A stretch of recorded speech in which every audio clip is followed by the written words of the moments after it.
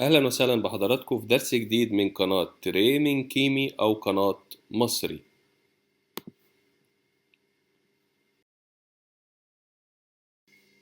درس النهاردة عن حرف الرو.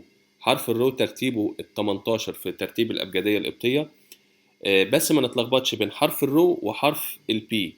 ده الرو في القبطي شبه البي بالإنجليزي. البي احنا خدناه المرة اللي فاتت. ده حرف الرو. حرف الرو بننطقه ره دايما، وهو سهل جدا. ادي النشتي وادي الكوجي. بننطقه ره دايما. ناخد امثله: ران، ران يعني اسم. رامي، بلطي سمك البلطي رامي. راكهي، راكهي اللي هو الجمر النار.